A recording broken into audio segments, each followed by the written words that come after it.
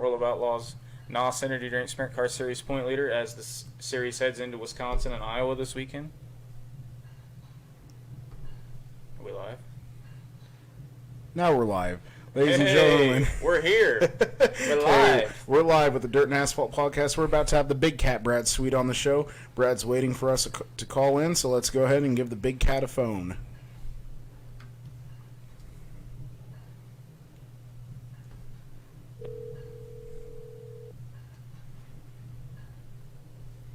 Hello.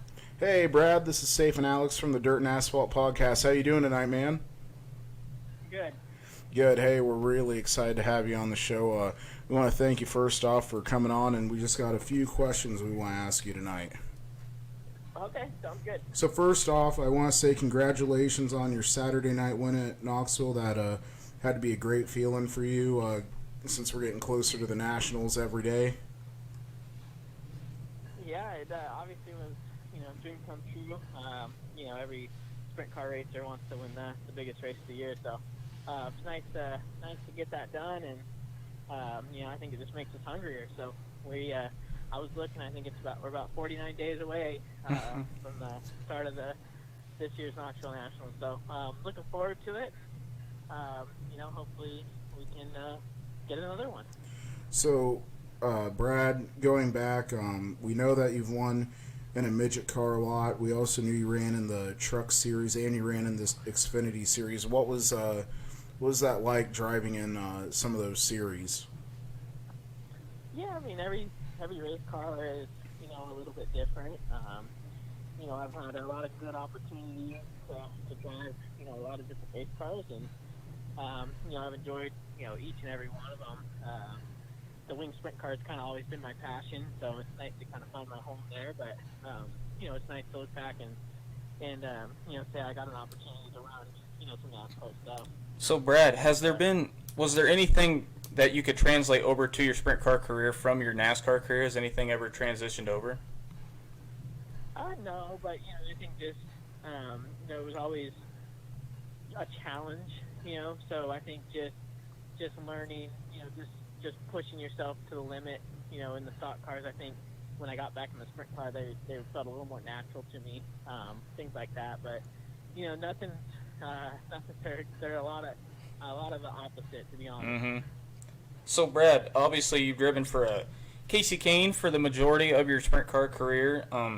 Do you think that helps you or gives you an advantage per se? Racing for somebody who is a fellow racer themselves. Somebody who's driven cars, sprint cars, stock cars, whatever, and who's owned cars. Do you think that helps you guys out a lot? Oh, absolutely. Yeah, he's a great car owner. I mean, for one thing, as good of equipment as we can get, and he understands that you don't cut corners and stay competitive. You have to have new tires on the cars. You have to have the best engines. You have to have everything right. He also understands that just because you have that doesn't mean that you and your crew chief are going to be able to go out and win every single race. Right. So everyone in sprint car racing has similar equipment. So I think that I think he understands that. He doesn't put a lot of pressure on us. He just tries to help us get our cars better. Right. So you made the comment there. Everybody, obviously, modern sprint car racing is very equal. Everybody's very competitive. What do you think it takes in modern sprint car racing to have an edge per se over somebody else? What does it take to get you to the next level? Yeah, I think that's a great question, and I think that experiences are a lot of experience comes into play. I always say there's a huge human element in sprint car racing, and a lot of other racing has a lot more just engineering and facts, whereas sprint car racing is a lot more off the seat of your pants, kind of, making, just quick decisions, based on what the driver feels. And, sprint car races, it's a different track each and every night, and you're basically only there for a couple hours. You go out there, you practice, you qualify, and you got to make the right adjustments all night long to give yourself the best chance to win the AMA. Yeah, absolutely, Brad. I think that's what makes sprint car racing a good bit different than like stock cars or other forms of racing. So, you were talking about how the human element with everything. How important is it, especially when you get around national times, Kings Royal, really any race for that matter, the physical and mental aspect? How big is that to be, in your best shape and the best mental aspect that you can be? How important is that in sprint car racing? Well, from a driver's standpoint, I think that everything. I mean, if you're not giving 110% effort, then the crew is, then you're holding the team back. So you definitely want to be holding up your end of the deal, which is basically being as best possible shape you can be in, be as mentally prepared, and basically do your homework on what the racetracks, what's happened in the past to your car. You got to understand what the racetrack's going to do all night long. And, there's a lot to it all. But then you also need, the crew to give you a good car, and you gotta be able to work good with the crew chief. So there's a lot of aspects that go into winning the big races because the drivers all step up, but there's only a select few that seem to be able to really step up and win the big races. Yeah, you made a really good point there, Brad. I mean, going back to winning big races, something you're very accustomed to. You've had a very good career so far, winning Knoxville and Eldora already. But the one thing that seems to have eluded you so far is that World of Outlaw Points Championship. And I know right now you are the current series point leader, and obviously everybody's been chasing the 15 car for the last decade or so. What do you think it's going to take for you and your team to finally to break through and to get that first World of Outlaw Championship this season? Yeah, just keep doing what we're doing. Obviously, stay focused on our race car. Stay focused on what we're doing. Everybody wants us to look and what's it going to take to beat the 15. Well, I mean, we just can't beat ourselves. We're already at this point in the season, and we're beating. We're winning the points. So, I mean, just don't change anything. Just keep executing each and every night.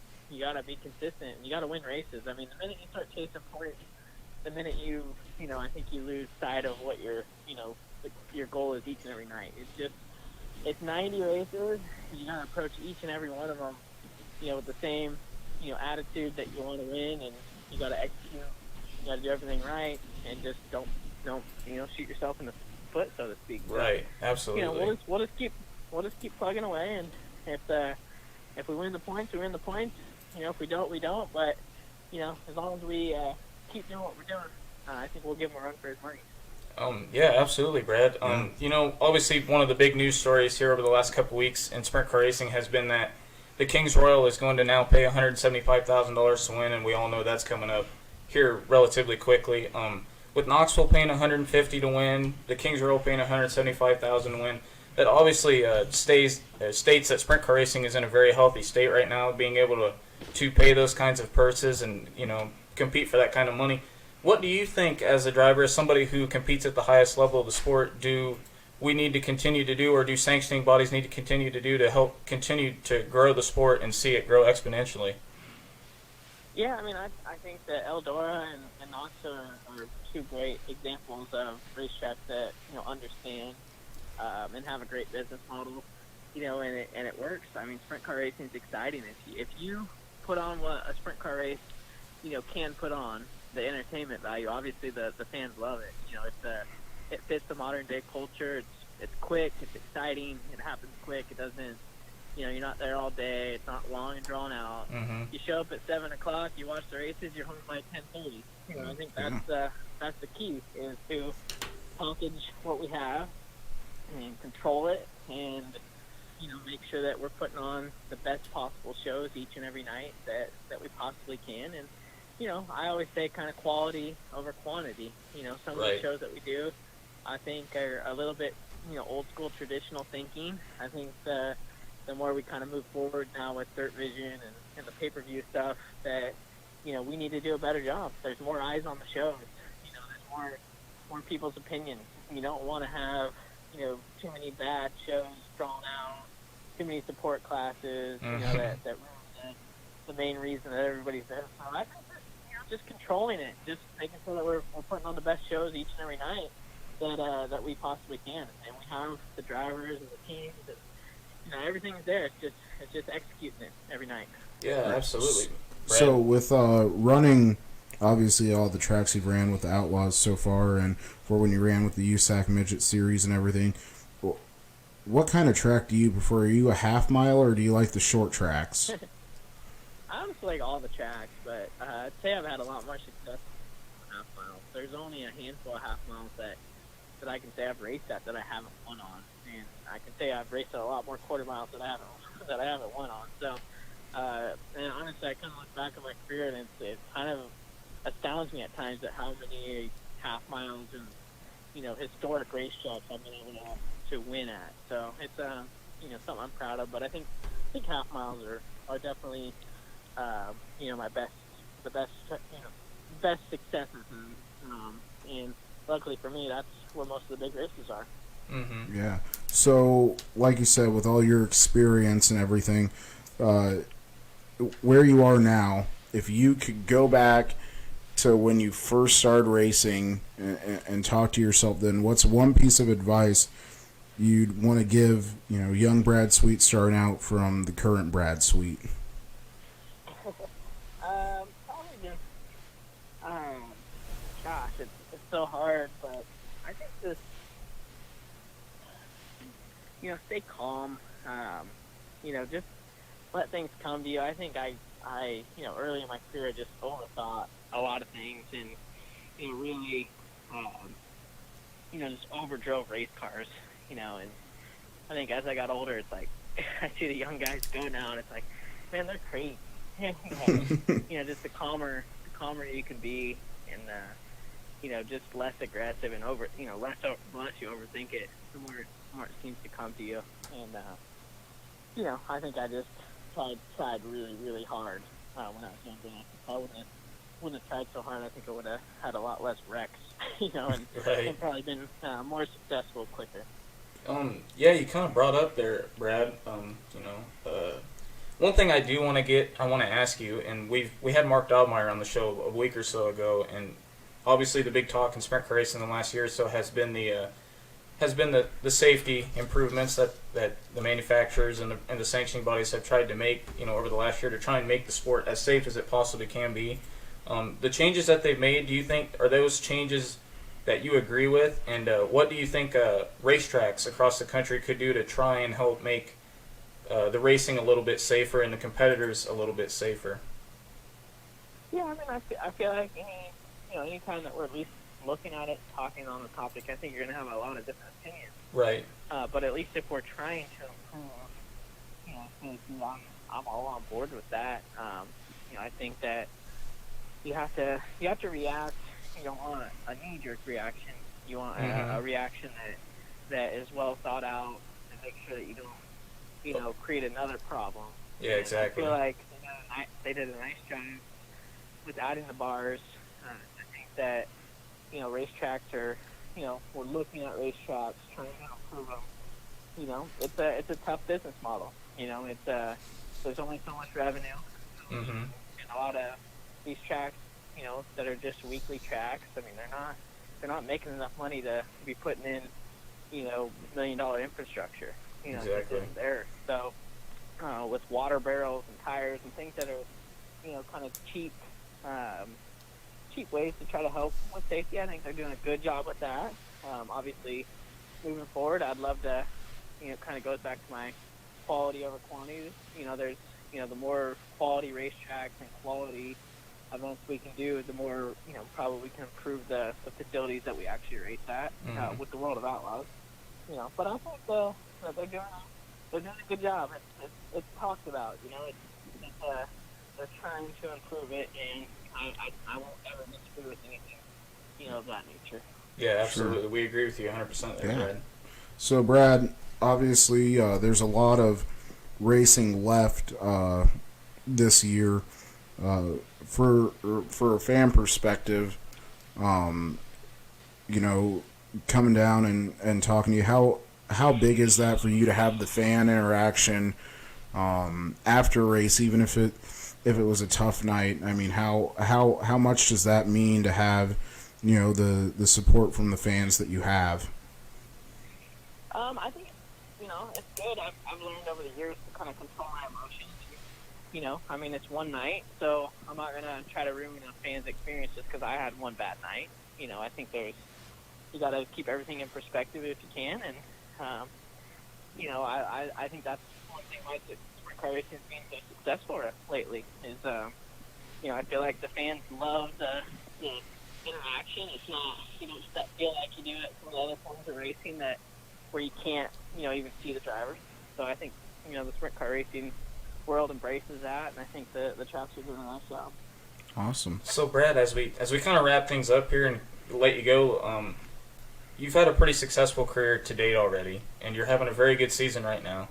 What are some things, or what, as you get down the road and you retire, hopefully a long way down the road, what do you want to look back at your career, and what will you say, you know what, I've done a pretty darn good job, I've had a good career, and I'm content with what I did in racing? I think you just want to win. You don't want to let any of those big races, get away from you.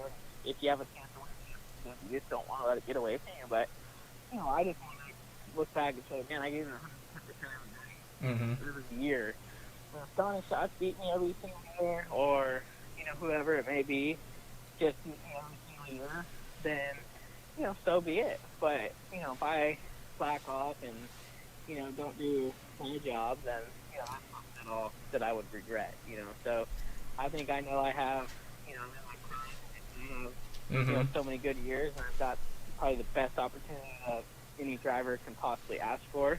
And it's just up to me to execute and capitalize on it all. And, there's no, I just want to get done with my career, look back in the mirror and say, man, you gave it all. It was a lot of work. Now just enjoy the fruits of your labor. Yeah, absolutely. So I have one more question for you, Brad, and it's actually from a fan watching right now. This comes from Michael Wanders. He wants to know what was running through your mind the last 10 laps during the Nationals last year. The last 10 or the last 2? Well, either one, I guess. Well, the last 10, I think, you don't really know exactly where you're at, but, split into 225, so you set the second 25, you're pretty familiar at that point, and, just hit my marks. Don't give anyone an opportunity to pass you. That was kind of what I was thinking. And then, with that caution with 2 to go, obviously it's a little. You got 3 white checkers with the guy that's won 10 of these things right behind you. But, I just knew we were good. I just knew if I just hit my mark, basically 2 qualifying laps is what I kept telling myself. Just run 2 qualifying laps. Just run and run and do your best. And, luckily for me, I was able to hit my marks and that came out. Yeah, it was definitely probably the best 50 laps put together we've ever seen at Knoxville. So I'd say so, easily. So, yeah. Well, Brad, we really want to thank you for coming on and giving us an opportunity to talk with you and let you get out there and good luck the rest of the Yeah, season. we wish you luck. We hope you get that first World of Outlaw Championship, man. Yeah. Well, thank you guys. I appreciate it. You had great questions, and thanks for having me on. Yeah, thanks, man. We'll see you Sunday at Dubuque, hopefully, as long as Mother Nature stays away. Okay, sounds good. All right, thanks, you, Brad. Alrighty, well, ladies and gentlemen, there you have it, our interview with Brad Sweet.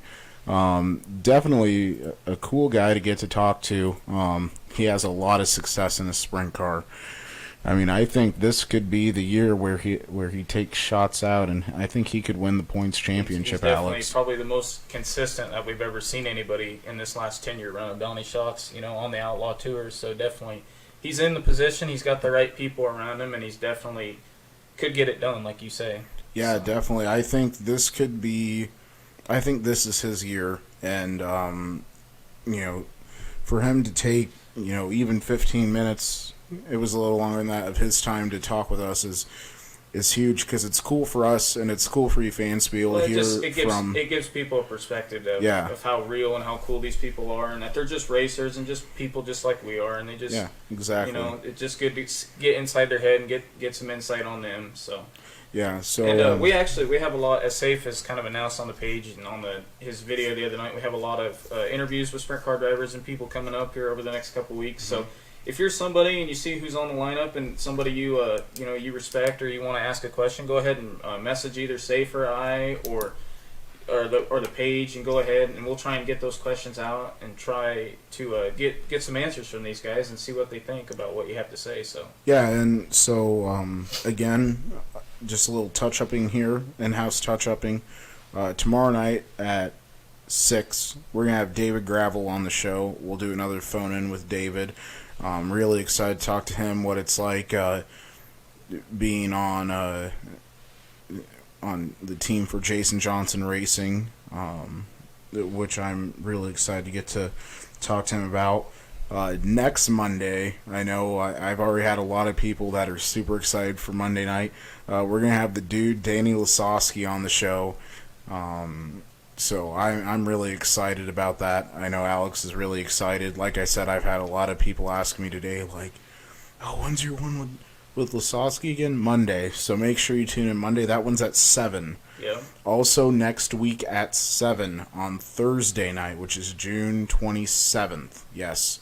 We are going to have Lance DeWeese. I think that's one everybody should be really Yes, excited about. it We're is. definitely very excited to talk to Lance. Oh, and what get- an honor. What an honor to talk to yeah. him. So, so remember, tomorrow, Thursday, at 6, David Gravel on the show. Monday at 7, the dude Danny Lasowski. And next Thursday at 7, Lance DeWeese. Hopefully, I'll have some more lineup coming out next month. So not next week, but the week after. I'll try to have our July schedule out.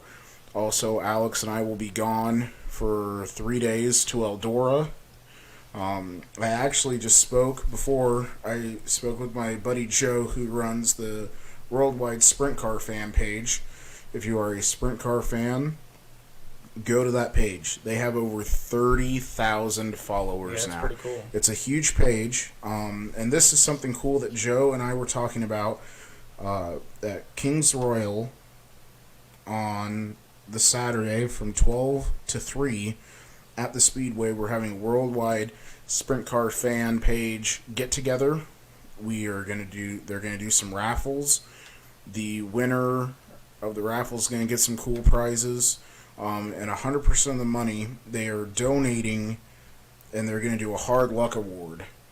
Cool. And so whatever driver they think has had the hardest luck, they are going to get 100% of that money. Sweet. No one is pocketing anything from there, so that's going to be really cool to see that. So make sure, again, Worldwide Sprint Car fan page. Yeah, shout out to Joe and those guys for doing that. Yeah, That's shout out to Joe. pretty So neat. Pretty that's awesome. I don't hear a lot of places that do something like that. Absolutely. Well, we're going to go ahead and wrap things up here tonight. If you haven't already, go ahead and follow us at Twitter, subscribe to our YouTube page, or like our Facebook page for any updates on the page and what's going on in motorsports. Yeah, definitely. Ladies and gentlemen, this has been your Dirt and Asphalt exclusive interview with the big cat, Brad Sweet. Thank you all and have a wonderful evening.